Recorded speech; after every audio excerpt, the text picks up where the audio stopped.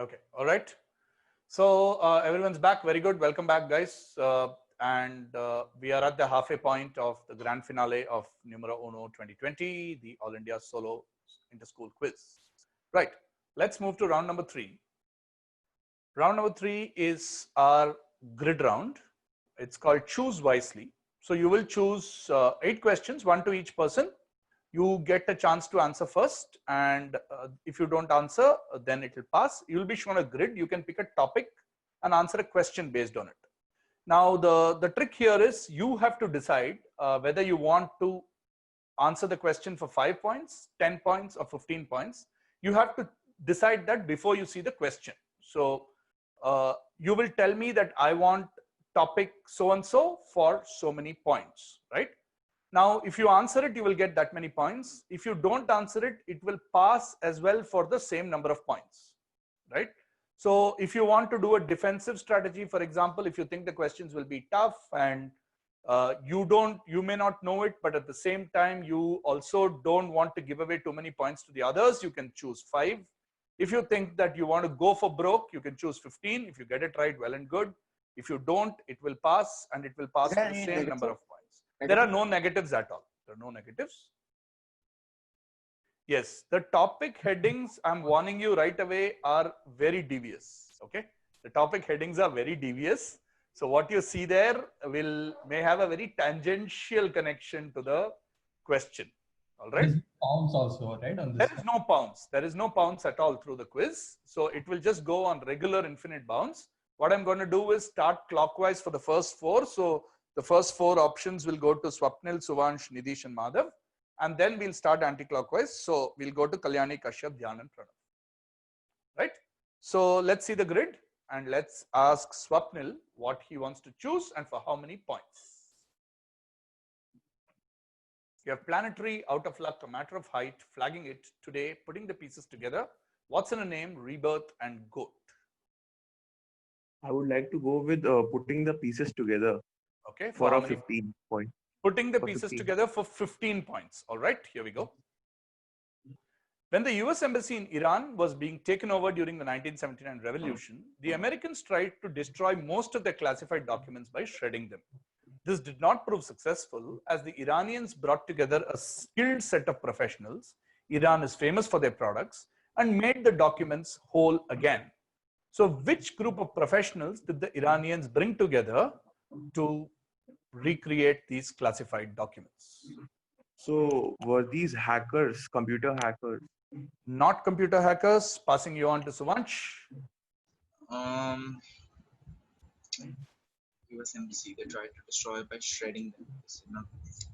Yeah, so the embassy had quickly shredded all their documents, but the Iranians managed to make the documents whole again by bringing in a skilled set of professionals. And Iran is famous for their products.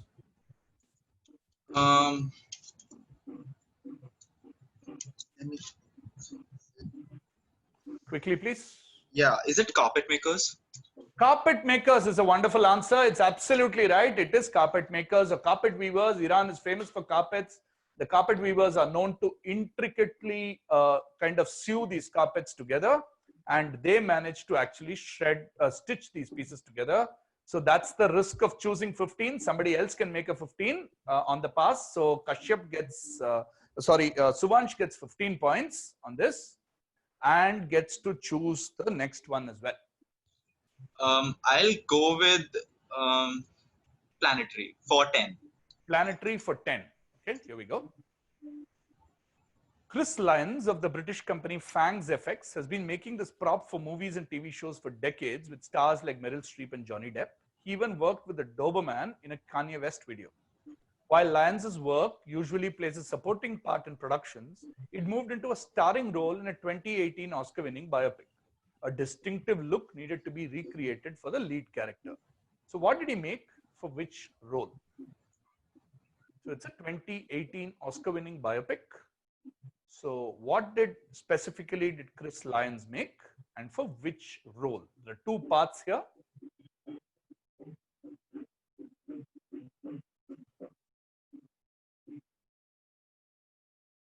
What did he make for which role? Suvansh, it's your direct.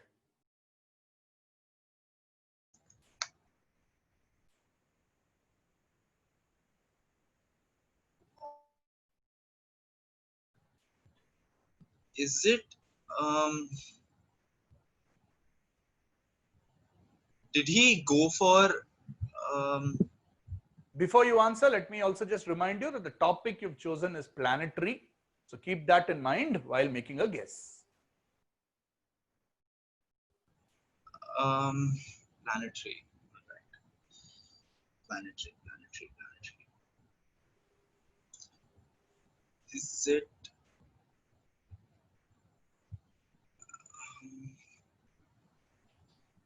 Yes, Suvansh, need a guess? yeah, is it Stephen Hawking? Stephen Hawking. Okay, and what did he make? The wheelchair?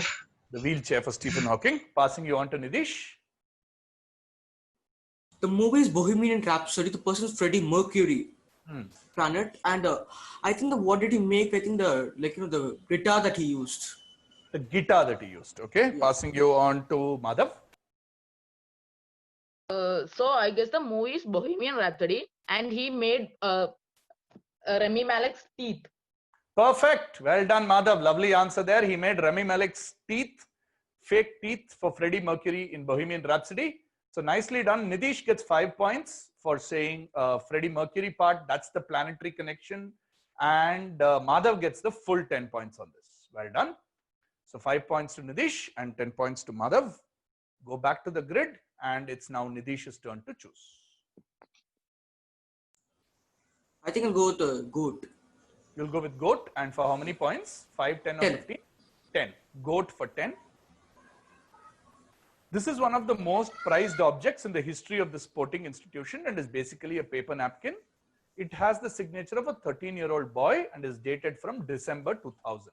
What is this? So basically, this is Lionel Messi. He actually signed this thing contract with this thing for Barcelona, I believe. He signed a contract. I don't remember for which one, but at that time he was in a cafe or something where he was an emergency. So quickly, this thing director had got him signed there. That's good enough. Take your 10 points. Well done, even without the visual coming up.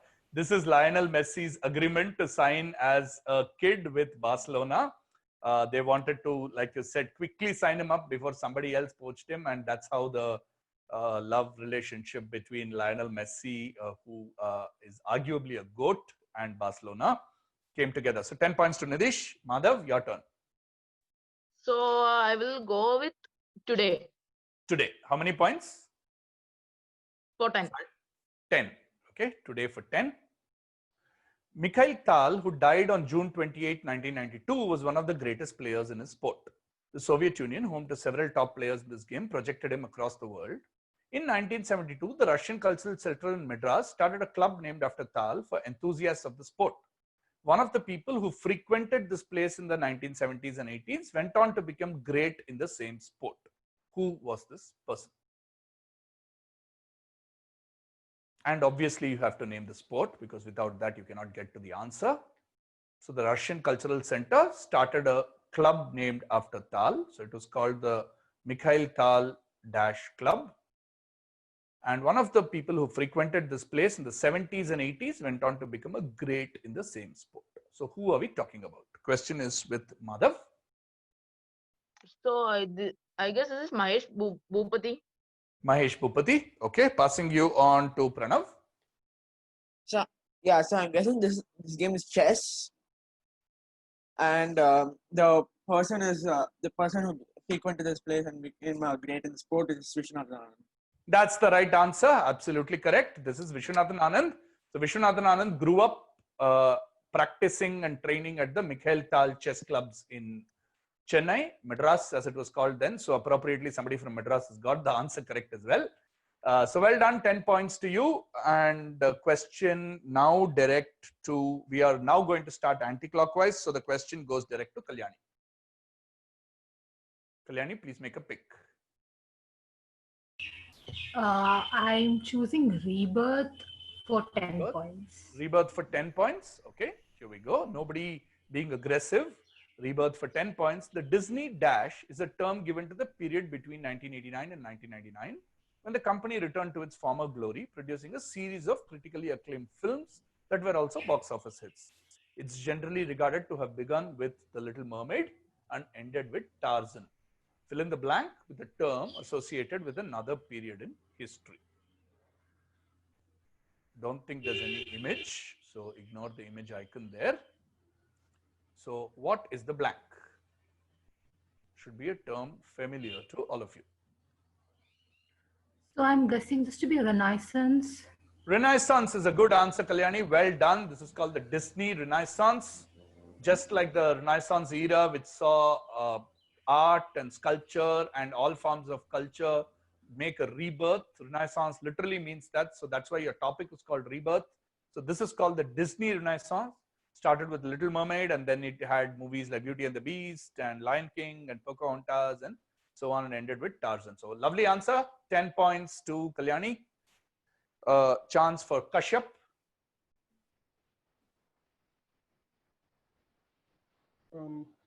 A matter of height for 10. For 10, again, nobody playing aggressive 15 after the first one. When it comes to India, the matter is pretty straightforward. Kanchenjunga, which is located in Sikkim. In the case of the USA, it gets a bit complicated sometimes.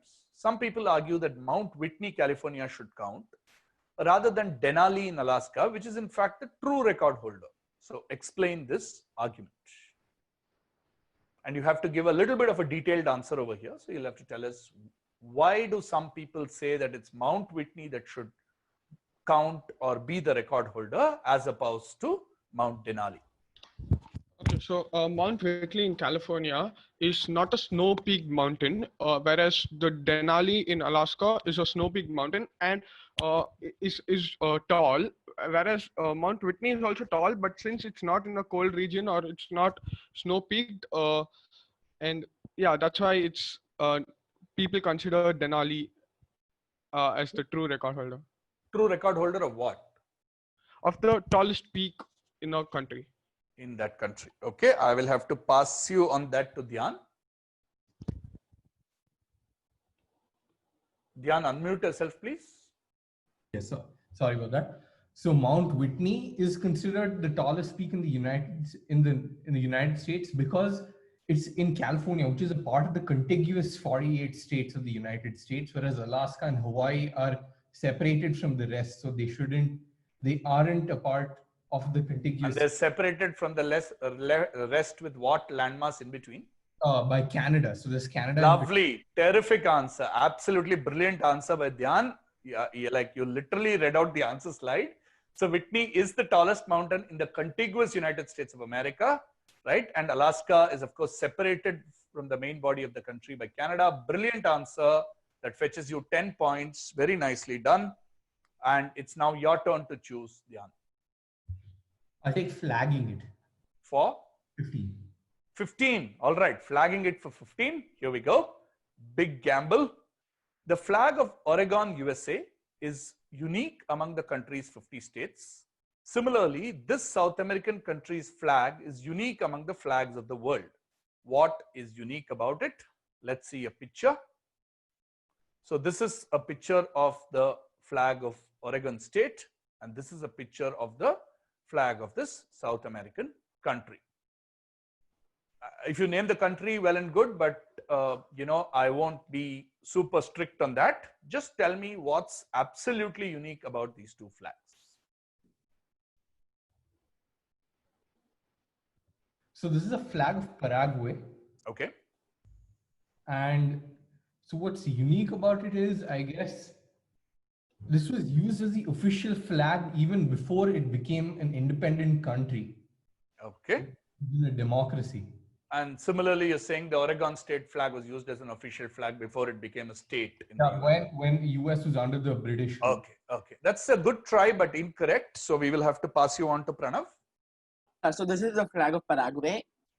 This one, this order slide on. And the Paraguay flag is famed because it has like what is it? Things which are emblems and things on both sides of the flag. And then Oregon has the exact same thing. What do you mean? Like it has something written on the other side. It has like a flag. It has an emblem or something like that on the other side as well. on the other side. What kind of what is there on the other side? I don't know how to explain it exactly. Just a second. So, are you saying that whatever's the other side of the flag looks also has, It for has example, like it has something like normally that'll be just be the same thing on the other side, but both the different sides are different. Like that's what I wanted. That will get you your very good 15 points. Yeah, they have non-identical sides, right? So in most cases, the front and the obverse side of the flag are absolutely identical. You will find the same thing. But in the flag of Oregon and indeed in the flag of Paraguay, as you can see here, the two sides of the flag have some things which are different, right? That's a fantastic answer and a very opportunistic 15 points there to Pranav, hugely valuable. And Pranav, it's now your turn to choose. Okay. You have two topics. You have three topics. You have two topics left. Out of luck or what's in a name. Play carefully with the number of points as well. okay. Like, can I have a look at the scores? No, please. Not score. You should keep scores on your own. No, like I have my scores. I want to see the scores. That's okay. Make a pick. Okay. Like I said, if you want to play conservative, play 5. If you want to play aggressive, play 15. Or if you want to treat it like any other question, play 10. Okay, I'm going to go with what's in a name. Okay. And I'm going to go with 10. 10. Okay. What's in a name and 10? Finally going down the middle path. This dynasty was the first imperial dynasty of an Asian country and lasted from 221 to 206 BC.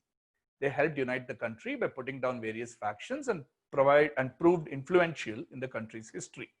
The dynasty also has a more obvious connection to the country that is apparent if you look at their name carefully. What are we talking about? Just a second. So what are we talking about? Or just give me a little bit of an explanation.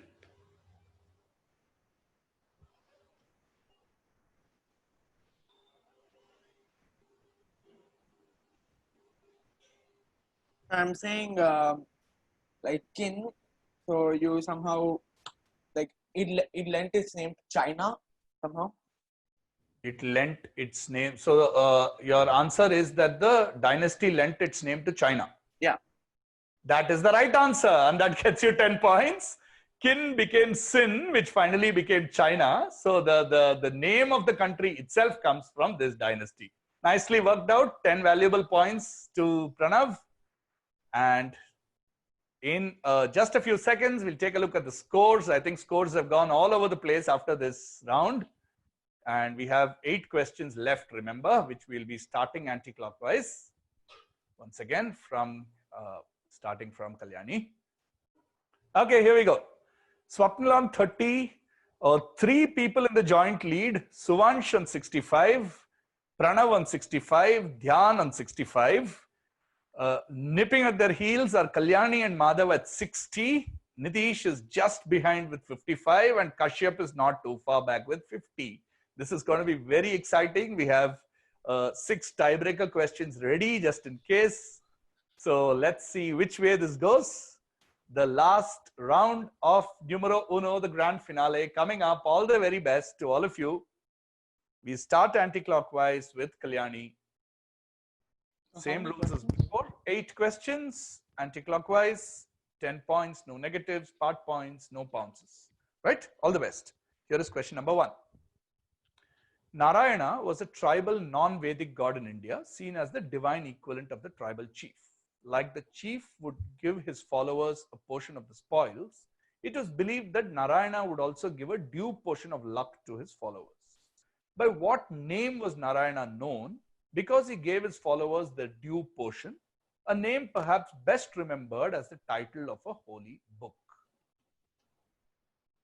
So we'll need a one-word answer here, which is the name by which Narayana was known, but that one word forms part of the 2-word title of a holy book.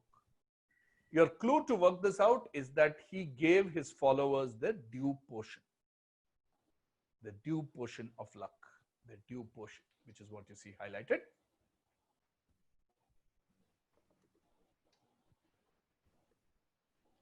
And this clue should I can tell you that this clue should work across all the languages or mother tongues of the people present in this call. So, it should help you work it out irrespective of what language you speak. Okay, Kalyani's question. We'll give you a little bit of time in this round because it's very crucial. This is going to decide who's going to be the solo quiz champion of India. So we'll give you enough time, but be a little quick on the pass. Yeah. And please make sure that we can kind of clearly see you all the time, guys. Okay. Yes, Nitish, Swapnil, all of you. Yeah, that will be good. Thanks. All right, Kalyani, can we have a guess? So, is this the Bhagavat? With the holy text being? Bhagavad Gita.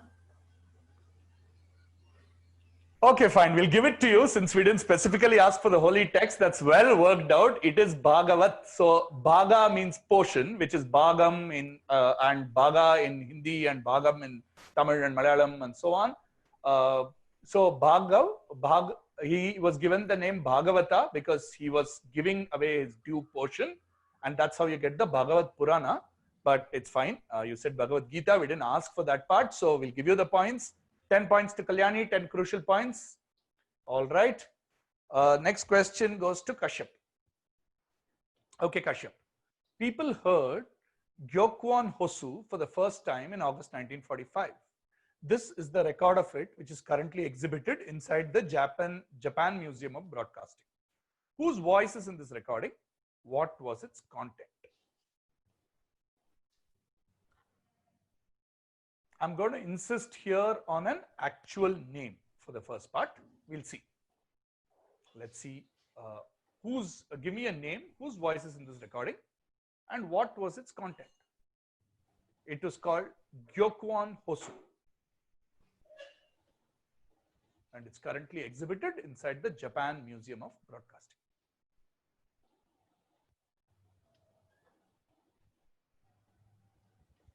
Right, Kashyap, go for it. Okay, one second.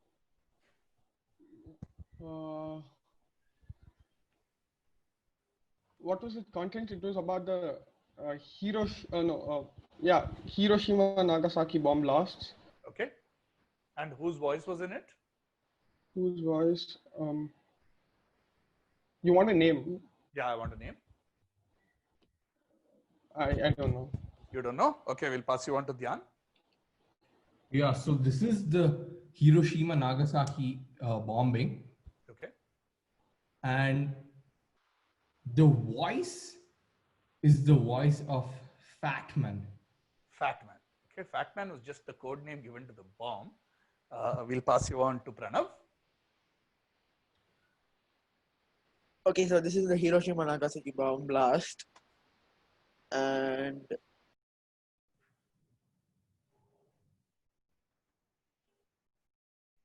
I'm gonna say it's the voice of, like, you didn't specify like anything about this person. Only No, I haven't said anything. okay.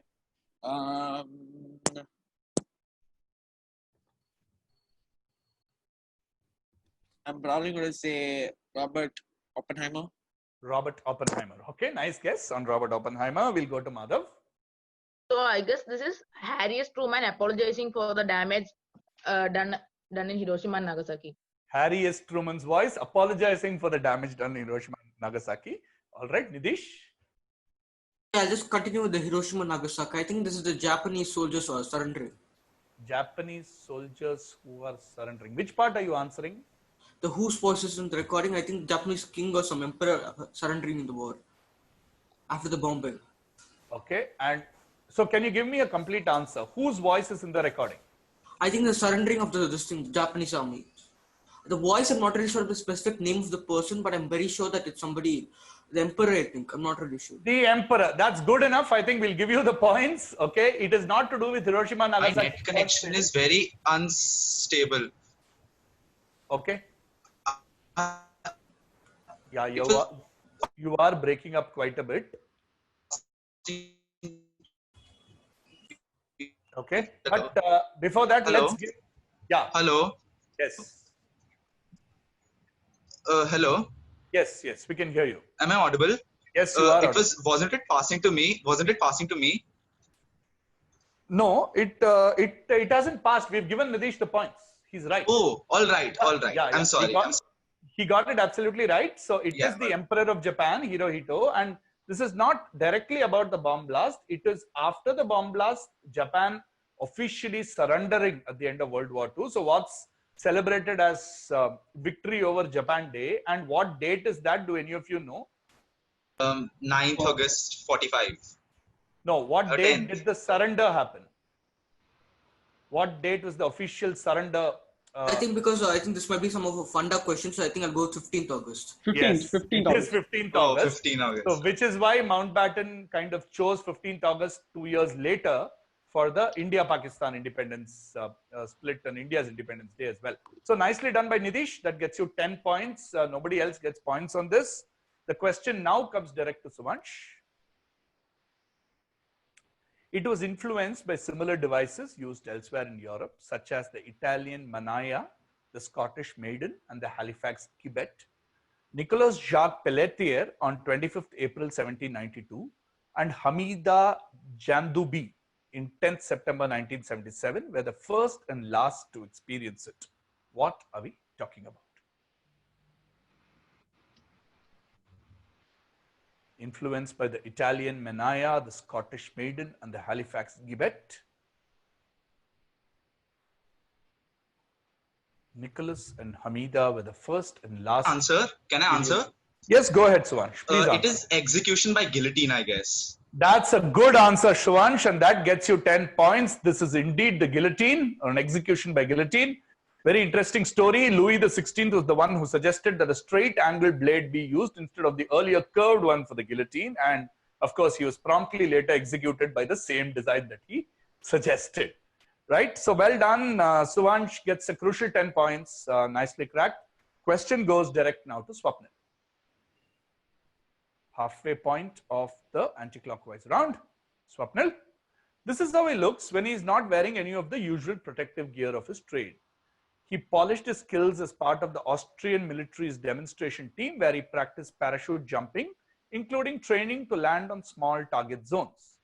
Who is this who shot to the heights of fame in 2012? We need the name of the person, so no points for just telling us what he achieved in 2012. We need his name. So when I say name, as always, surnames will do.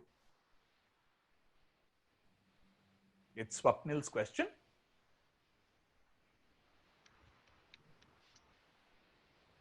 I would like to pass. You are passing. Okay, we will move to Kalyani.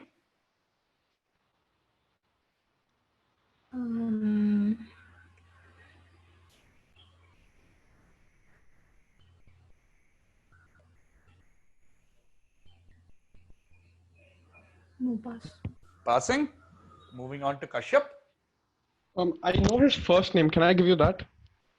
If you give that, it might clue it to other people because we want the surname. Okay. This is Felix Bogmatter, Bogmanter, the Australian the parachute who jumped. Yeah, Felix Bogmatter. And what did he do in 2012? What is that? How do I? The free fall. What do you call that? The parachute free fall. The highest from the highest elevation. He did a free fall, and he survived. Okay, we'll pass you on to Dhyan. Felix Baumgartner. He did the Red Bull Stratos challenge where he did a skydive from the stratosphere. That's the perfect answer. So I'm sorry, it's Felix Baumgartner, right? Tough luck. He did, and like Dhyan exactly explained, is best known for his jump to the earth from the stratosphere. We will give 10 points to Dhyan, but I will give 5 points for sure to Kashyap because he got most of it right. But sorry about it. We need an exact name for the surname. And if you had even given me the stratosphere part and so on, then I might have considered. But we'll give you 5 points, and we'll give the full 10 points to Dhyan for getting Felix Baumgartner on the Red Bull Stratos jump. Okay, nicely done. 4 more questions left, and the next question goes to Pranav. This wedding was organized by the Vienna Tourist Board to promote the city's 2019 Europride event. The campaign said, in Vienna, there's love for everyone, LGBTQIA+, and even AI. Who were the couple in the first marriage of its kind? Here's a helpful picture. So see this picture and tell me who were the couple. I'm not going to give any more clues. Read the question, especially the quote, very carefully.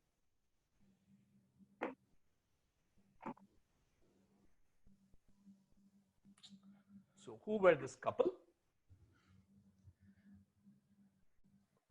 We can show you the image again because that's probably helpful. Take a good look at the image. And take a good look at the quote that is there. In Vienna, there's love for everyone, LGBTQIA+, and even AI. Pranav, make a guess. Okay. I can only tell you that as an additional clue that if you get one, you're very likely to get the other as well.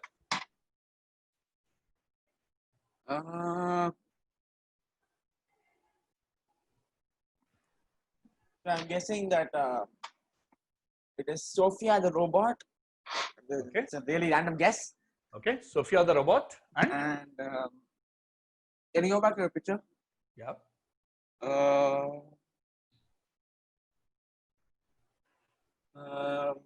I don't know.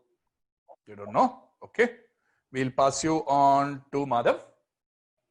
So I guess this is Sophia the robot and another female robot. And another female robot. Okay.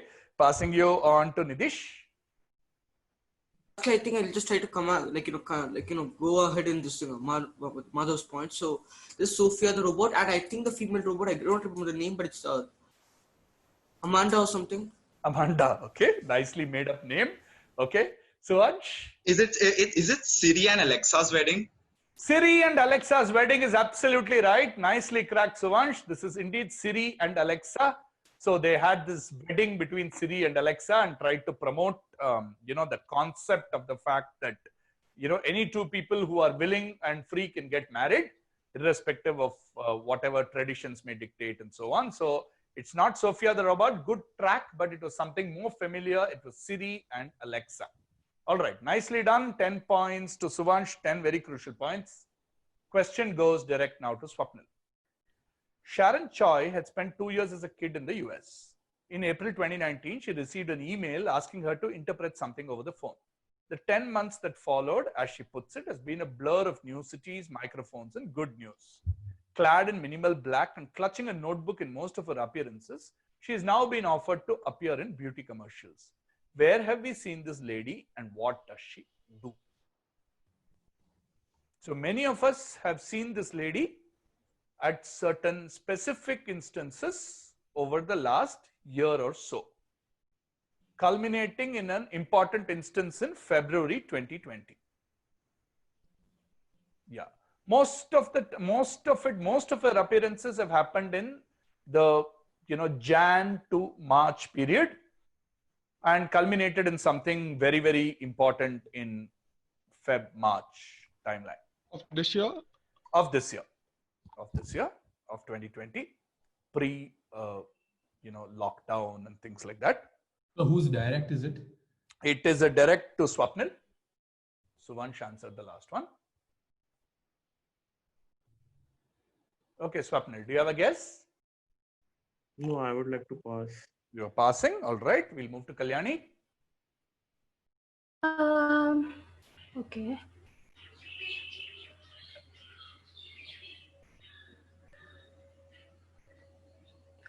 Yeah, so isn't this the lady who translated, the Oscar speech of Parasite director? Oh my God.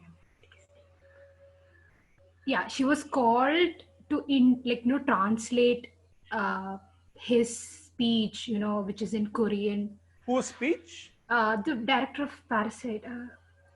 It's good enough. We'll give it to you. That's all we wanted. Bong Joon-ho's translator.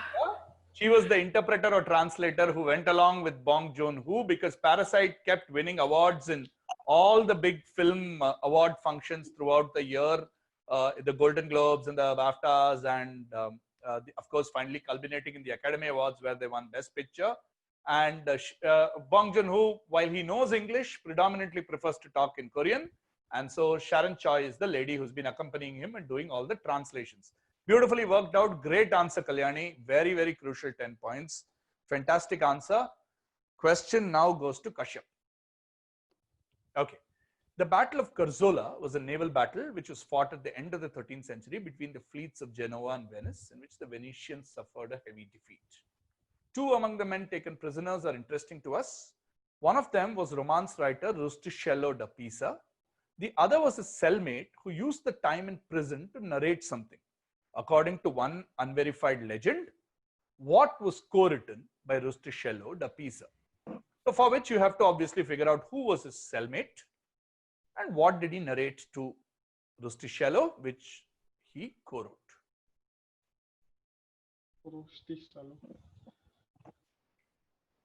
What you should concentrate on is the timeline and the location where all this is happening. Right? So the question is direct with Kashyap. So, you want the book, right? Or the person? You will have to give both. I mean, you will end up giving both. Okay. In your answer. Okay, then this is Marco Polo is the person, and then the book has to be the travels of Marco Polo. Perfect. Well done. It is indeed Marco Polo. Marco Polo was his cellmate. Was captured after the Battle of Carzola, and according to one story, Marco Polo narrated all the stories of the wonderful things he saw along all his travels to China and Asia and so on, and that became the Travels of Marco Polo. So that's a good 10 points to Kashyap. Yeah, are we into the last question?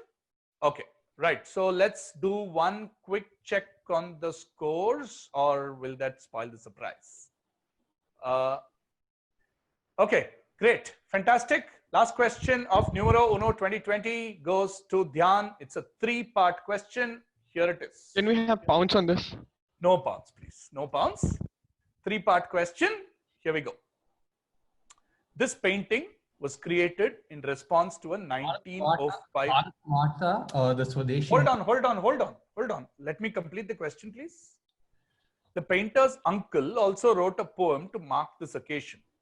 Who or what is the subject of the painting? What 1905 event was the painting made in response to? What did the uncle write? Please don't jump. Think through and give me an answer, especially for the second and third parts. I know you will know the first part, but please think through the second and third parts very carefully before you answer. It's a very crucial question. It's the last question and it's direct to Dhyan. Bharat Mata. The 1905 event is the Swadeshi movement during the partition of Bengal. Okay. And the uncle. Please be clear on your answer for the second part. What is the 1905 event? The Swadeshi movement. The Swadeshi movement. Okay. And what did the uncle write? The uncle wrote Vande Mataram. Vande Mataram. Okay. I'm going to pass you on that to Pranav. Okay, so the subject of the painting is or how am I supposed to say that? The mother of Bengal, basically. And the 1905 event is the partition of Bengal. Okay. And this was painted by Rabindranath Tagore. Okay.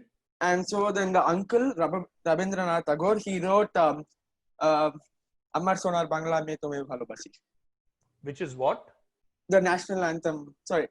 Like, it's like a homage to Bengal Mata. And now it's the national anthem of Bangladesh. Bangladesh. And what was your answer for the first part, please? I just said it's Bengal Mata. Like that. Bengal Mata. Okay. Or I'll say, can I change my answer now? No, you can't change. You can definitely not change your answer now, as you know very well. Okay. Passes to Madhav. So this is Bharat Mata. 1 second. We started with Dhyan, right? Yeah. Passes to Madhav. Yeah. So this is Bharat Mata. And so event is partition of Bengal. Okay. And wrote the poem is Vande Mataram. Vande Mataram. Okay. We will pass you on to Nidish. So continuing on the previous answers, I'll just go with this is Bharat Mata. 1905 event is I think the partition of Bengal, and the uncle wrote Janaganamana. Janakanamana. Okay, we will pass you on to Suvansh. The subject of the painting is Bharat Mata. The 1905 event is the partition of Bengal. The uncle Rabindranath Tagore wrote Amar Sonar Bangla, which is the national anthem of Bangladesh and has now been adapted as the national anthem of India. That's the full correct answer. It gets you your full 10 points. I cannot believe that so many people let this pass after parts of the answer were given. So let's give out points. Dhyan said Bharat Mata first, so he gets 3 points. Pranav said partition of Bengal and Amar Sonar Bangla, so he gets 6 points. And he should have just stuck to Bharat Mata. I don't know why you changed it to Bengal Mata unnecessarily. This Bharat Mata by Rabindranath Tagore is quite a famous painting that I'm sure all of you would have come across. And completely stealing away 10 points is Suvansh on the last question. Very, very fortuitous 10 points, I must say. Yeah. I'm very surprised that the others actually let it pass all the way through to him. Okay, let's see what that has done to the scores. Okay, there we are. Okay, at 30 points is Swapnil. At a score of 60 points is Madhav. At a score of 65 points are Nidish and Kashyap. Pranav finishes fourth. Congratulations, Pranav. Very well done. In third place is Dhyan Vyas from NPS Indranagar, Bengaluru with 78 points. In second place is our only girl contestant, Kalyani Kiran from Kollam with 80 points. Excellent show, but winning the quiz comfortably with a 15-point margin. So the last question didn't really matter that much is Suvansh Mahajan from St. Kabir Public School, Chandigarh. That's a fantastic show, Suvansh. Many congratulations to Suvansh, Kalyani, Dhyan, our top 3 finishers. Dhyan was very close. I think if he had answered the last question fully, he could have pipped Kalyani to second place. But that's how the dice rolls sometimes. So bye-bye. Thank you very much. See you all. Sir. Thank you. You can drop off the call now. Thank you very much. Yeah, thank you.